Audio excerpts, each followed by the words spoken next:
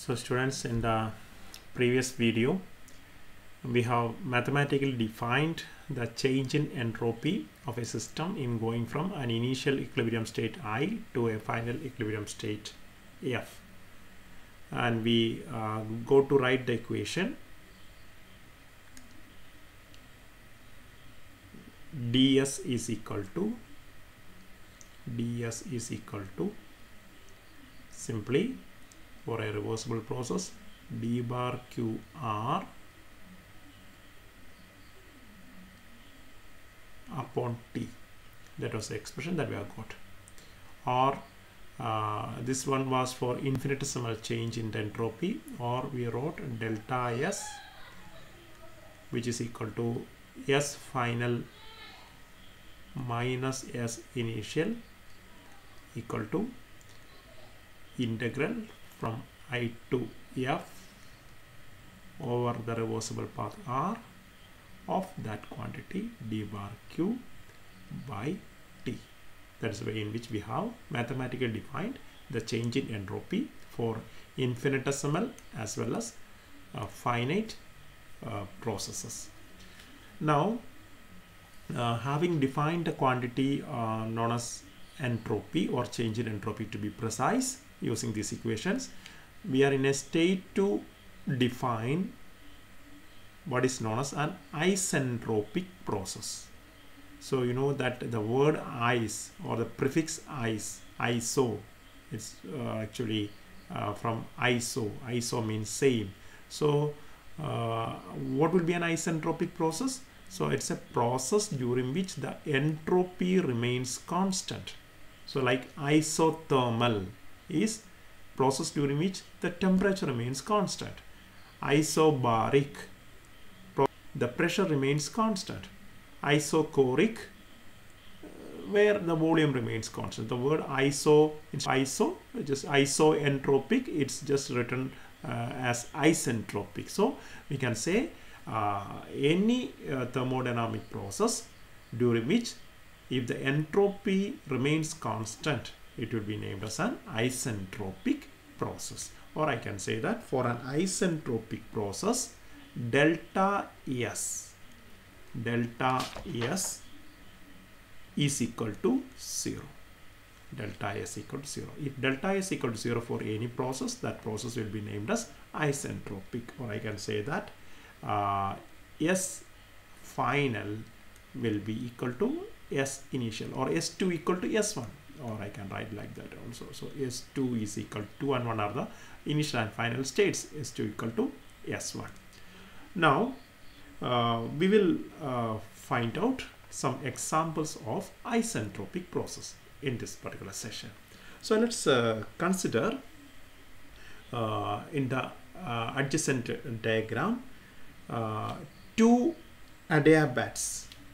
adiabatic curves A1 and A2. So let's consider two adiabatic curves A1 and A2, okay, on a PV diagram.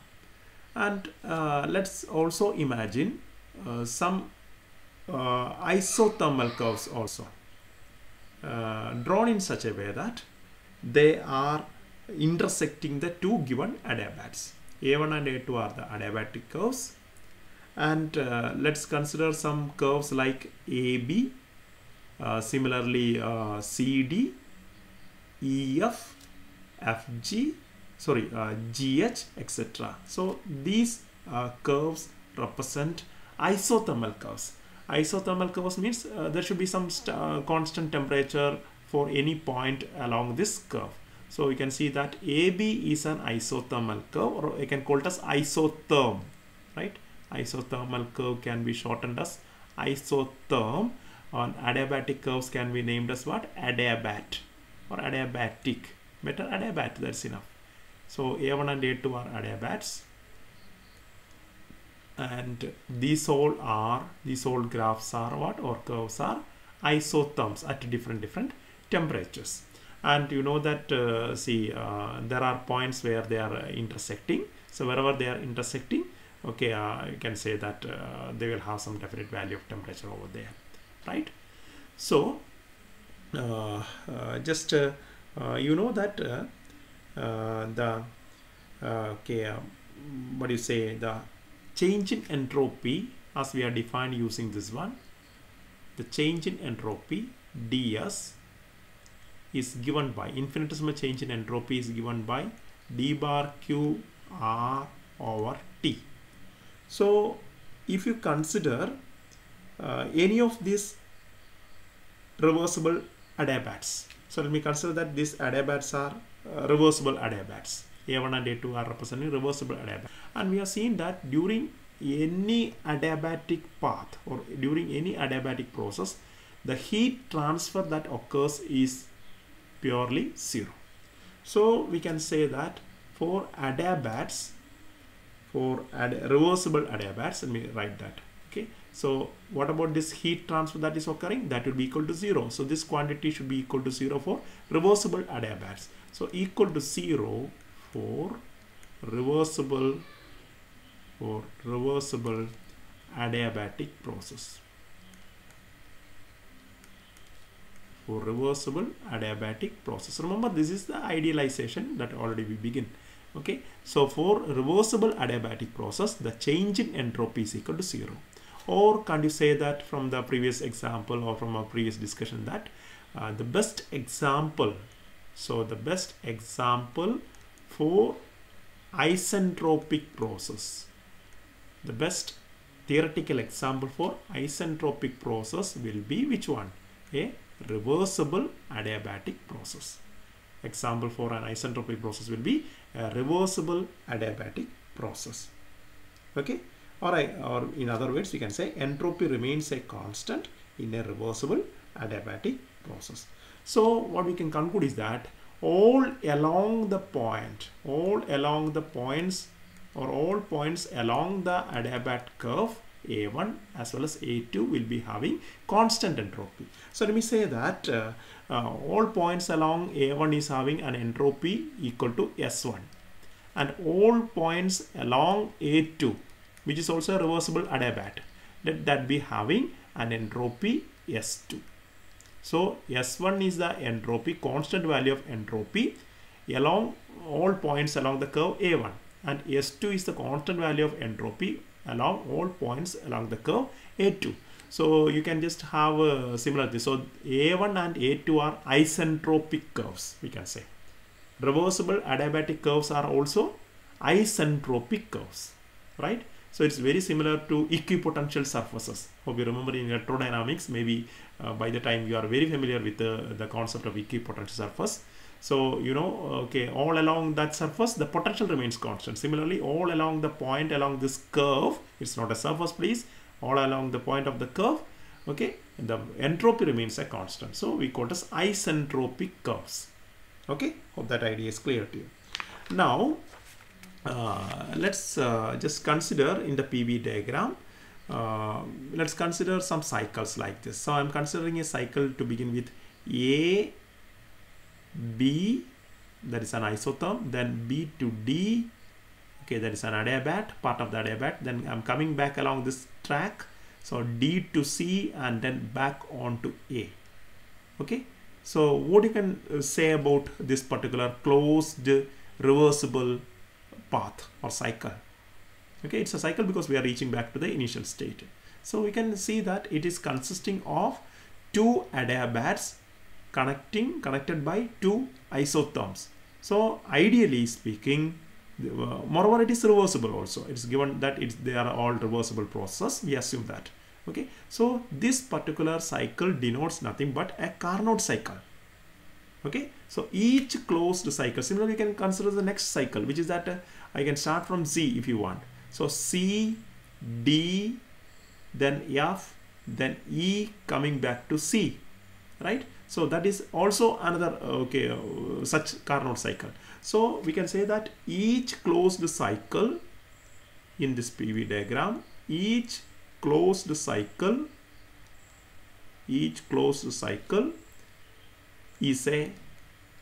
can be imagined as a Carnot cycle. The reason is that Carnot cycle is a reversible cycle, okay, consisting of two adiabats and two isotherms, is a Carnot cycle.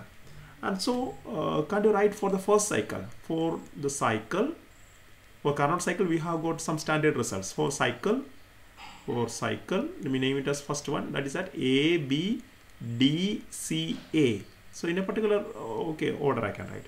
So what will be for the cycle A, B? Can you write the relation between what is the heat entering Q1 and heat Q1 is entering at which temperature? T1. So what you can write? You can write that Q1 modulus, that's the way in which we have been writing, Q1 divided by T1, what should be equal to the heat leaving divided by the temperature, corresponding temperature at which it was leaving. So that is equal to what? Q2 divided by what? T2. And that is a property of any Carnot cycle. We have just used it previously also. Okay. So similarly, for the second cycle, for the cycle, which cycle? Which is the adjacent cycle to the first one? That is CDFEC. CDFEC,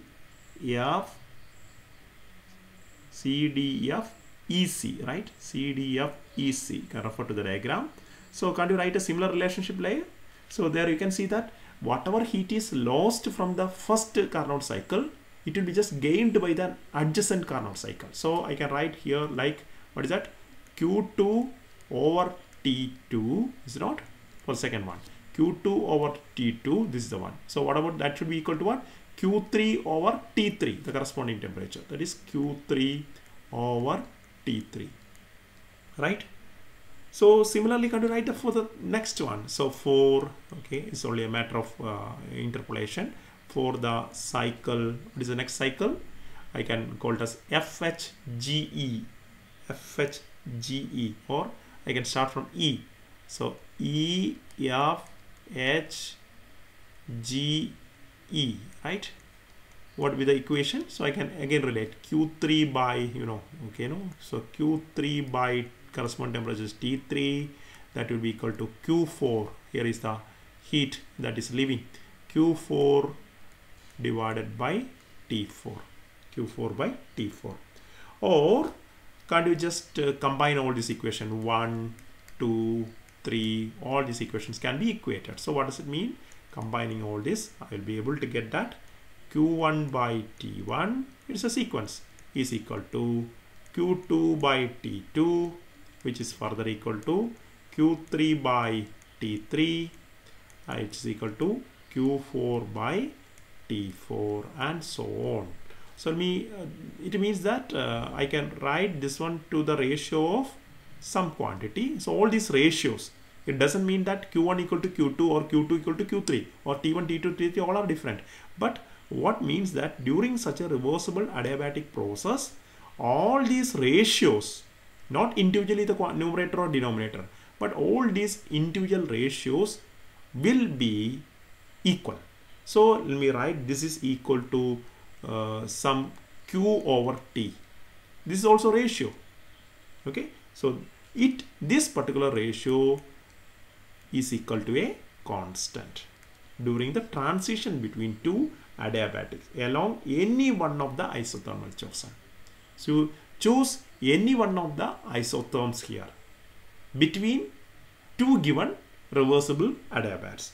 The quantity Q by T will be always remaining constant, and this quantity is not, that because we have associated or we have defined S2 for one adiabat and S1 for the other adiabat. So this quantity which remains constant between the two given adiabats, reversible adiabats, is nothing but the change in entropy between the two adiabats, S2 minus S1, or this is nothing but delta S. Okay, this is nothing but the delta S. So we can say that this quantity or the change in the difference in entropy between two reversible adiabats is also remaining a constant, and in principle or conceptually also that should be correct. Why?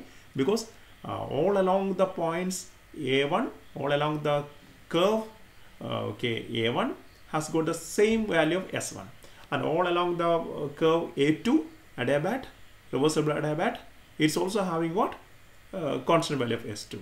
So if you connect any of the points if you take any of the points along these two curves, okay, by some isotherm, so along any isotherm, the difference in the entropy should be remaining constant. So you can just see that once again we are getting that the difference, okay, even if it is finite or infinite as well, delta S, that will be equal to the ratio of whatever Q C by T. We have been writing dq because we considered infinitesimal things. Instead of dq, we can just simply write as what, Q also. Okay, so that's the meaning of what is known as what, isentropic processes. So our conclusion finally of this session is that any process during which entropy remains constant will be known as an isentropic process, and the best example for an isentropic process will be a reversible adiabatic process. Reversible adiabatic process. So always remember what is meant by a reversible adiabatic process. So suppose that you have got a state I and you have got a final state F. I and F are any two states in general, and you imagine a reversible process happening between I and F. So this is a reversible process denoted by this particular curve. So I to F, okay, and suppose that since the process is reversible, we can imagine the system be going from F to I. Okay, so for this reversible process, of course you will see that for this reversible adiabatic process, there is no heat entry or there is no heat exit, so the delta S should be equal to 0. So the best example of an isentropic process will be a reversible adiabatic process. Remember, mostly okay, in common entrance examinations and all, you may be given see which of the following is an isentropic process. So you'll be getting isothermal, isobaric, isochoric, and reversible adiabatic process. Remember, maybe sometimes you will be given only adiabatic process. Strictly speaking, okay, if you are not specifying that the adiabatic process is irreversible, you cannot say that it is perfectly isentropic. The perfect answer will be a reversible adiabatic process is always isentropic in nature. Okay, so we will be using this concept here again. That's for the session today. Okay, and we'll be in the next coming sessions, we'll be discussing about the irreversible part of the second law, or the Closius inequality. So we'll do it on the next day. Thank you.